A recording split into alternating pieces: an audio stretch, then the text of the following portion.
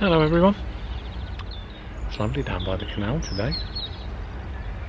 So when you left me yesterday, the front stabiliser bar on the trike had come free. The bolt had come loose and basically the stabiliser bar had half fallen off. So, welcome to episode 1 of Tim Goes for a Walk Along the Canal. Oh, I can't keep a straight face. She's over there.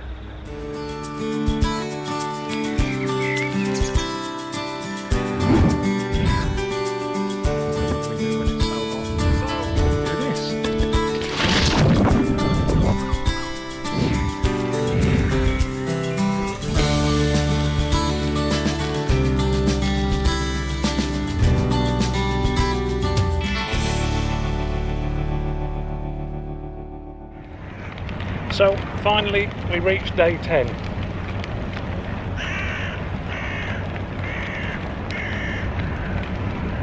For those of you just joining us today, I've been doing a mini series for the last 10 days, one video a day, answering subscriber questions that I've been asked over the last few weeks and months and never actually got around to answering. So this is the last one of that series. Today we're talking about tools and spares that I carry on tour and some of the repairs that I would expect to be doing and what happens if it all goes wrong. Just as we were finishing yesterday, if you watched the video right to the end, you'll have seen that Trinny took insult to me talking about Trinny Mark II and started to fall to pieces on me. I was up early this morning and managed to do the repair, so we'll have a quick look at that. Right, so what happened yesterday? Basically, the front stabiliser bar, I'll show you this in a moment, don't worry, but the front stabiliser bar on the trike has 2 bolts holding it in, and one of those jiggled loose through vibration. It's done it before, and that first time it was pointed out to me by a subscriber on my channel after he spotted it on one of my videos, which was absolutely great. I tightened it up, but I didn't use thread locker on it. So today, popped the bar back into place. That wasn't very easy. It's quite a stiff sprung bar, but that's gone back into place, and now I've put thread locker on both bolts. Right, so the white bar under there comes out that end there and basically goes right across the bottom of the trike and comes out the other side. That white bar there had popped out of that little rubber bush in there. That little bolt there had come undone, this one in here. So now today I've done that up again. I've smothered it in thread locker and hopefully it won't happen again. The bar itself is sprung. It's actually about an inch longer than it needs to be to go into those bushes. Obviously there'll be a purpose to that I'm unaware of, but that made it quite difficult to get it back into this bush. But you remember those yellow straps that I have to go around my backpack? Well, I strapped around that side of the bar and around the boom in the middle and just kept progressively tightening it until the bar pulled into line with it, and then I pushed it through the bush.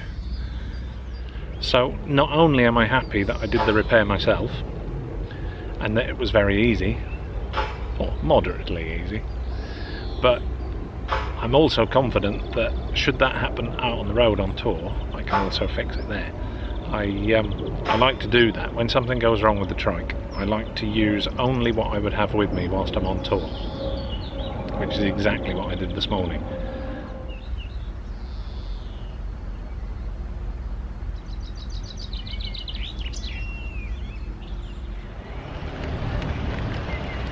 So just thinking about the tools that I would take with me on tour then, I don't see any point in taking tools with me that are going to do jobs that I wouldn't contemplate doing at home, let alone out on the road. So my box of tools is pretty small when it comes to touring. Also because I like to keep it lightweight. So what have we got then? Well, we've got a cycle multi-tool. I think that's got about 20 something different tools on it, including a chain breaker. It's also got a couple of plastic tyre levers on it too, so that's quite good and compact. Besides that, I have a Leatherman multi-tool as well. It's got a pair of pliers and several other bits built into it that's really handy that the multi-tool hasn't got. Although the multi-tool has all the hexagonal keys on it, the Allen keys, I do find that some of the bolts on Trinny are quite difficult to get to, but most of them seem to be 5mm. So I've got this round-headed 5mm Allen key that I take with me, and that's really useful for getting to some of the tough little nuts and bolts that the other Allen keys won't get to. So apart from those tools, I've obviously got the necessities. I've got an air pump for the tyres and a puncture repair outfit, and of course I've got my essential cable ties as well. I take a good stack of them. As happened yesterday, the cable ties I find are invaluable. You can just tie things up out of the way and they get you out of a load of trouble. And last but not least on that list, I always carry some latex gloves.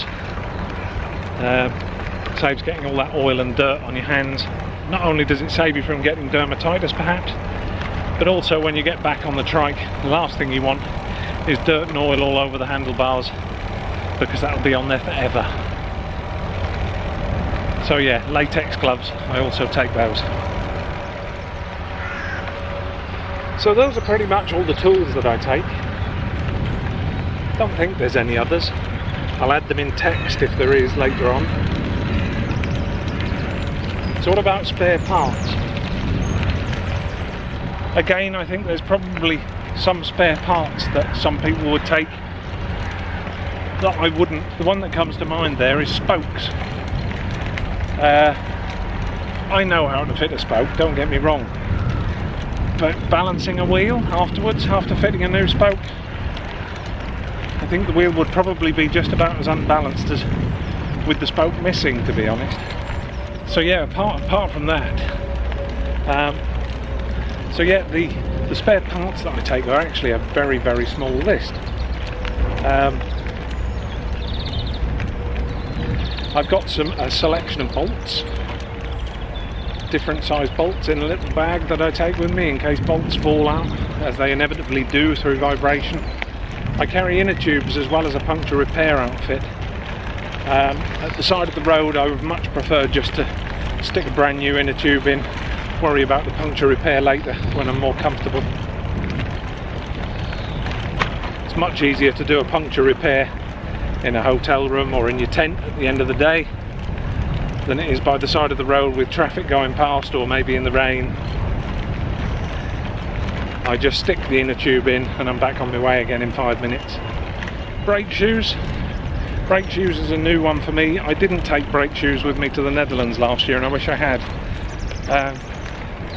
It's surprising how quickly they wear out. I don't think I've ever gone through brake shoes as quickly as I did last year.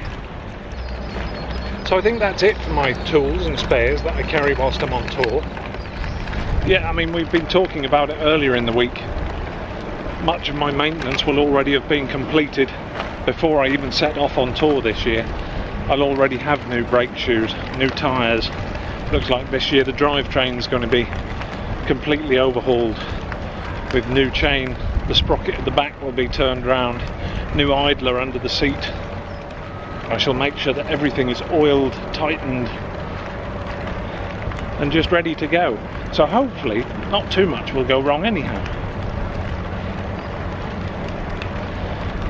But what happens when the unexpected happens? What happens when something goes wrong that I can't sort? So when I was touring in the Netherlands last year, it was on my mind, what would I do if something went really badly wrong with Trinny? So what I did then, and what I've continued to do since, I bought insurance insurance for the trike and for all my kit that's on it, but part of that insurance is also recovery insurance. So if I get stuck somewhere and the trike's broken beyond my means to repair it, then I can call for local help and all my expenses will be paid to get me to the next town or to the next bike shop and have it fixed. So I've continued with that insurance ever since. So even if I'm off around the counties around the UK and again something happens to Trinny that I can't fix at the time, then I'll be recovered, as I say, to the next nearest town or bike shop where I can get it fixed or get myself somewhere sorted for a night, a hotel or whatever. So I'm never going to be stuck, that's the point. I think it's well worth looking for that sort of insurance policy when you're insuring your trike.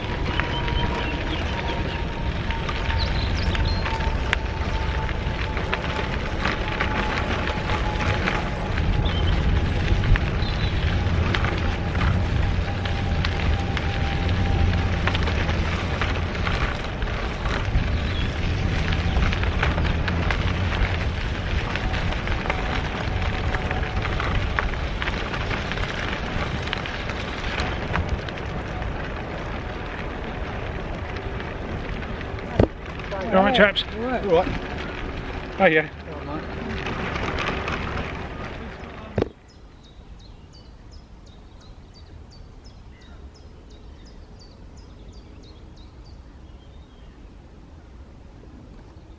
I don't think there's really much more I can say about spares and repair.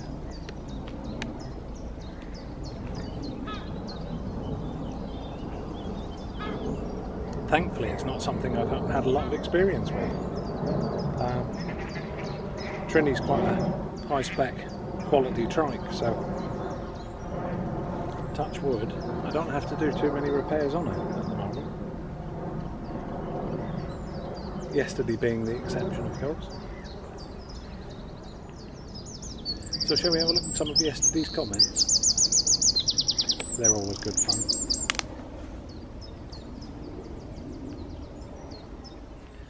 Larry, the mic muff glue project has already started, unfortunately. Some of you noticed it yesterday that the wind noise was reduced on the video. It was still there in places, so I'm still a little bit wondering about it. I'm going to build up a little wall of glue around the Velcro until we can finally get rid of that wind noise. But yes, thank you Larry for the suggestion. Larry suggested using tape on top of the camera and then gluing on top of that, so at least I could then pull the tape off. Brilliant idea, brilliant idea. But too late for me, unfortunately. Jim, thank you for your subscription. I'm really grateful for it. Thank you for the comment too. You're just going to have to try harder to persuade the wife, I guess. Keep trying though, well worth it in the end. Graham, mate, it's good to hear that you're going home, buddy. I'm also glad that my videos have helped you through your stay in hospital. I hope the knee recovers really, really quickly and you get out there on that trike. And yes, one day I would love to come down to Devon and get out there and have a ride. That would be really, really good. Thank you for the offer. So Dennis, you've asked, do I have a bucket list of places that I want to go? There's so many places that I want to go. I wouldn't say they're on a bucket list as such, but my plan for when I retire is I'm going to spend a good deal of time doing Europe, and I mean all of Europe. I'm going to go around Europe.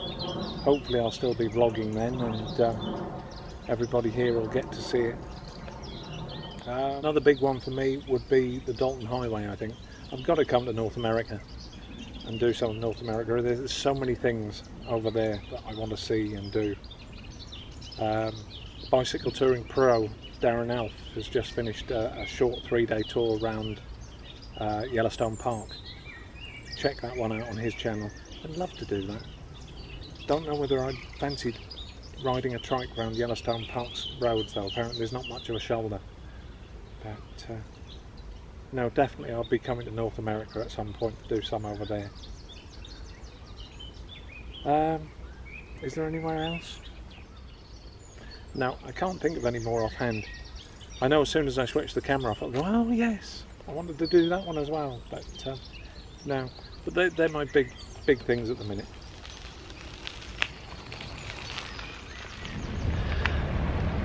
Edgar Owens has asked, do I prefer having front shocks, and do I have to pedal harder because of having them? Well, without wanting to sound too much like an advert for HP Velotechnik, they actually have something on their recumbents. I don't know whether they're on the recumbent bikes, but certainly on the trikes. They have an inbuilt device on them called what they term no squat technology. Basically every push that I put into the pedal is turned into forward momentum. It doesn't, the trike, despite having suspension all round, does not squat into the ground at all. So Edgar, when you ask me do I prefer having front shocks, yes I do. Would I prefer them if I wasn't on an HP Velotechnik trike? I don't know. I can't answer that one. Perhaps somebody else can answer your comment for me.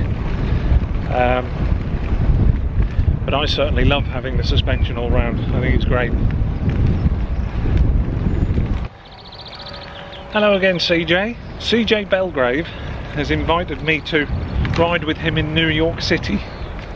CJ, I ride a trike in London all the time, and I have been to New York before, and I always think the two are very similar. If I'm ever over that way, I would absolutely love to ride with you around New York. I think that would be brilliant. So yeah, if you don't mind, if I'm ever over that way, I'll look you up, and that's exactly what we'll do. Thanks for that. And also Rick, thank you for that comment, buddy. I couldn't have put it better myself. In fact, I can't put it better myself. I'll just ask everybody to go and have a look at your comment from yesterday's video. If everybody looks at Rick's comment and gives it a like, that would be great. Yeah, Rick, thumbs up from me. Like I say, I couldn't say it better myself. And I'm all for e-assists. If they help people get out there and do things that they otherwise wouldn't be doing, and they're outside and enjoying life, yeah, all good for them. Fantastic. Thanks for that, Rick. That really lifted my mood today. That was good. And thank you as well to the people who were worried about Trinny. As you can see, she's absolutely fine now. She's got over her little sulk after we talked about the you-know-what that we won't mention ever again. Well, not when she's here anyhow. And as I always say, if I didn't read out your comment today, or any other day in the last week, please don't take offence. I really do appreciate them all. I read them all and I reply to every single one, as I'm sure you're all aware by now. To any new subscribers joining me, there's quite a few at the moment. This isn't my normal style. My normal style of vlogging is to be out on tour. I currently have a challenge that I've set myself to visit every county in Great Britain and eventually the UK. That will continue again soon, hopefully. I've also got some other big tours coming up later this year that I'm still planning. More about those later. So for today, that's the end of this series.